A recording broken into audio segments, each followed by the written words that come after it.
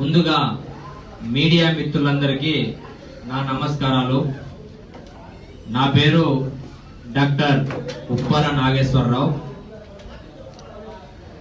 జాతీయ అధ్యక్షులు ఓబీసీ విద్యార్థి సంక్షేమ సంఘం.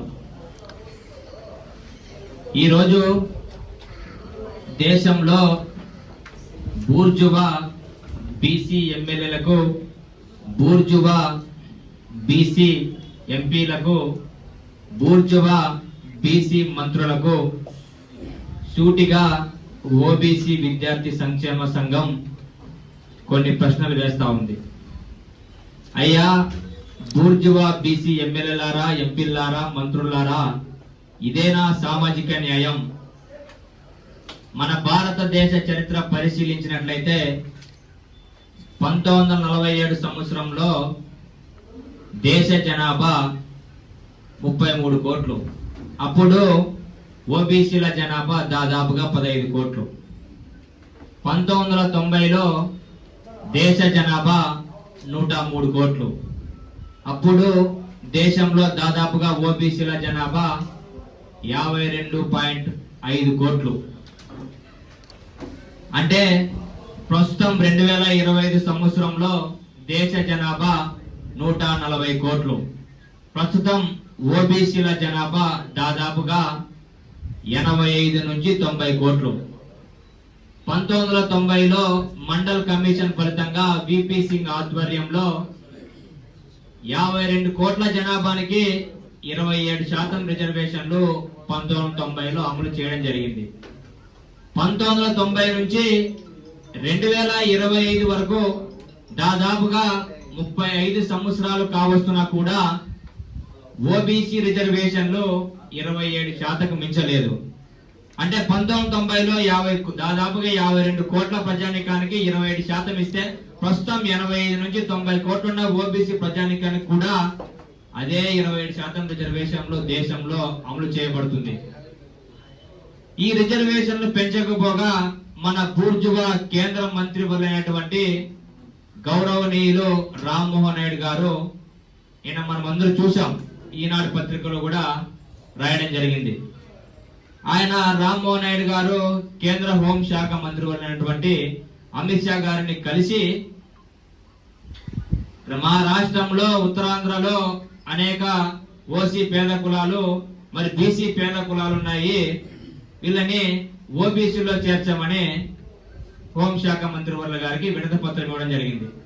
అదే విధంగా నేషనల్ బీసీ కమిషన్ చైర్మన్ గారికి కూడా వినతి పత్రం ఇవ్వడం జరిగింది.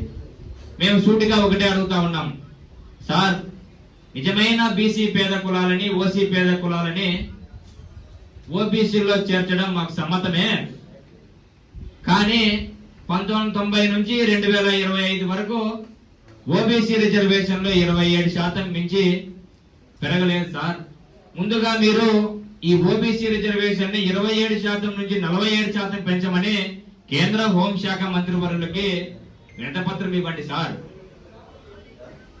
కేంద్ర మంత్రివర్యులు ఎలా ఉందంటే మన బీసీల పరిస్థితి, మన బీసీ రిజర్వేషన్ల పరిస్థితి, బావిలో వాటర్ లేవు కానీ బావి బయట బకెట్ల కొట్లాడంట.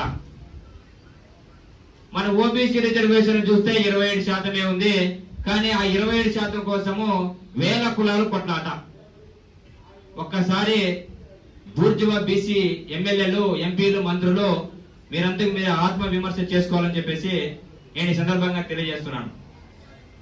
అదేవిధంగా ఈ ఎమ్మెల్యేలకి, ఈ బీసీ ఎమ్మెల్యేలకి, ఎంపీలకి, మంత్రులకి మా ప్రధాన డిమాండ్ లేదురా అంటే, కేంద్రంలోన ఓబీసీ రిజర్వేషన్లు 27% నుంచి 47% పెంచాలి. అదేవిధంగా ఆంధ్రప్రదేశ్ రాష్ట్రంలో బీసీ జనాభా చాలా శాతం పెరిగింది. మా జనాభా తమాషా ప్రకారము విద్యా ఉద్యోగాల్లో 25% నుంచి 45% రిజర్వేషన్లు పెంచాలి. 45% పెంచిన తర్వాతే రాష్ట్రంలో ఈడబ్ల్యూఎస్ రిజర్వేషన్లు అమలు చేయాలి.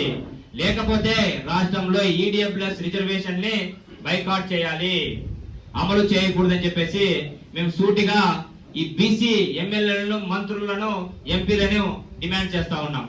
అదేవిధంగా మన దేశంలో చూస్తే 15% ఉన్న అగ్రవర్ణ పేద కులాలకి 10% రిజర్వేషన్లు ఇచ్చారు.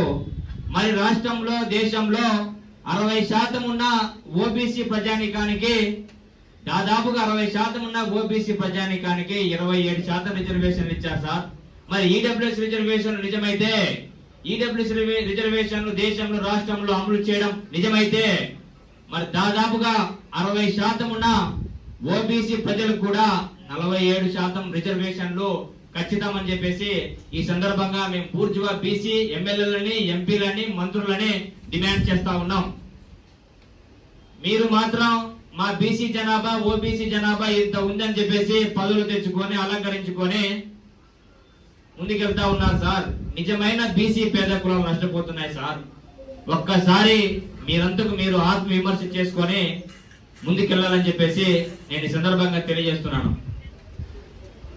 బీసీ రిజర్వేషన్లు కూడా రాష్ట్రంలో పెంచకుండా ఈడబ్ల్యూఎస్ రిజర్వేషన్లు రాష్ట్ర ప్రభుత్వం ఇంప్లిమెంట్ చేస్తే, గతంలో మనం చూసాం తెలంగాణ రాష్ట్రంలో 80 మార్కులు వచ్చినటువంటి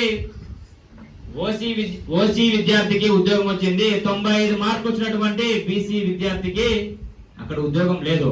అదే పరిస్థితి కూడా ఆంధ్రప్రదేశ్ రాష్ట్రంలో రాబోతుంది. కావున ఈ బీసీ ఎమ్మెల్యేలు, ఈ బీసీ మంత్రులు, బీసీ ఎంపీలు మీరంతకు మీరు ఇంట్లో కూర్చొని ఆత్మవిమర్శ చేసుకొని పోరాటం చేయాలని చెప్పేసి మీరు కేంద్ర రాష్ట్ర ప్రభుత్వాలని డిమాండ్ చేయాలని చెప్పేసి ఈ రోజు తిరుపతి వేదికగా ఓబీసీ విద్యార్థి సంక్షేమ సంఘం డిమాండ్ చేస్తుంది. Thank you.